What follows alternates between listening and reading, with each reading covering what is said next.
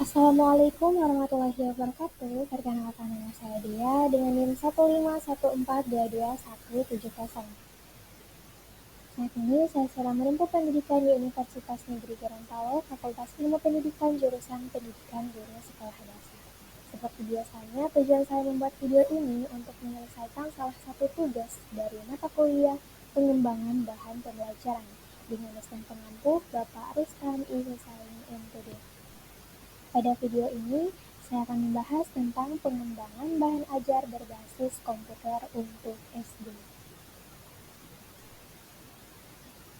Bahan ajar berbasis komputer adalah bahan ajar yang dikembangkan dengan menggunakan teknologi komputer sebagai media pembelajaran.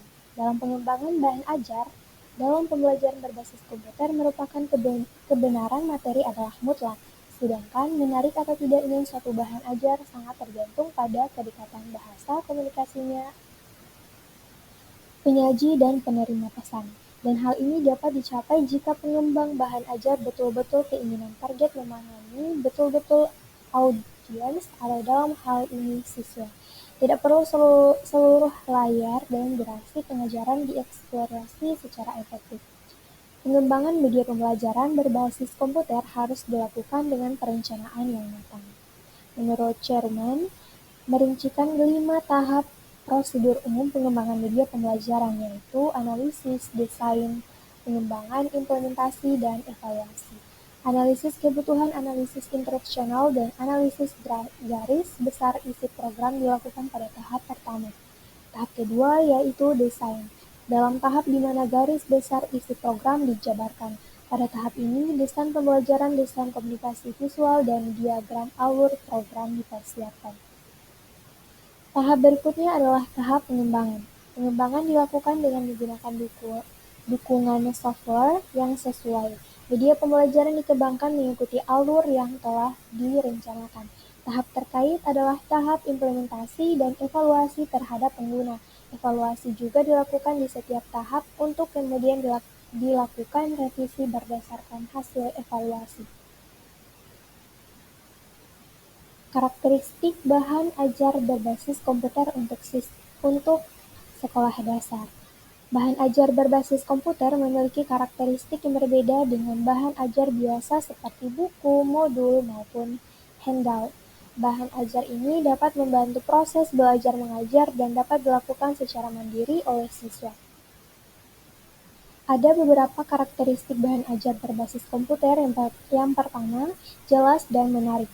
Pemaparan konsep yang jelas dan tampilan yang menarik merupakan hal penting dalam pembelajaran berbasis komputer.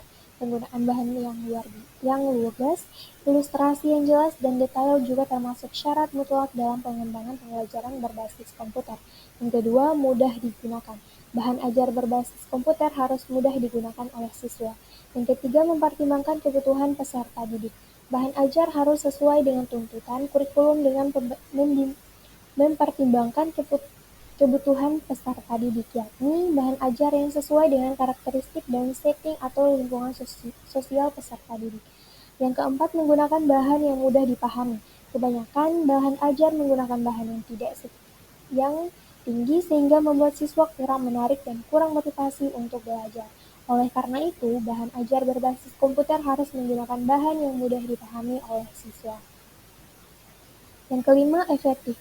Bahan ajar berbasis komputer harus efektif digunakan sebagai bahan ajar pada materi yang diajarkan. Yang keenam, mendukung proses belajar mandiri. Bahan ajar berbasis komputer harus dapat dilakukan secara mandiri dan oleh siswa. Yang ketujuh, mempertimbangkan karakteristik siswa SD. Pengembangan media PBK harus memperhatikan karakteristik anak usia SD, meliputi aspek psikologis dan sosiologi anak SD. Yang kedelapan, dalam pengembangan bahan ajar berbasis komputer perlu diperhatikan komponen-komponen seperti bahan penarik perhatian, penyampaian standar kompetensi, tes prasyarat, prates, uraian, dan lain-lain. Selain itu, pengembangan bahan ajar berbasis komputer sebaiknya melibatkan pengembangan instruksional, yaitu ahli media dan ahli materi. Kekurangan dan kelebihan bahan ajar berbasis komputer untuk usia SD. Pengembangan bahan ajar berbasis komputer memiliki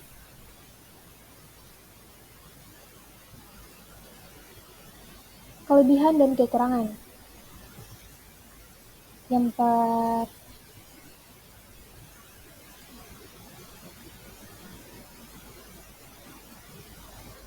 Yang pertama, meningkatkan kualitas pembelajaran dengan pengembangan bahan ajar berbasis komputer. Siswa dapat belajar dengan lebih interaktif dan menarik. Hal ini dapat meningkatkan minat dan motivasi siswa dalam belajar. Yang kedua, meningkatkan efektivitas belajar. Bahan ajar berbasis komputer dapat membantu siswa memahami materi dengan lebih baik dan cepat. Selain itu, siswa dapat belajar dengan tempo yang sesuai dengan kemampuan masing-masing. Yang ketiga, meningkatkan keterampilan teknologi.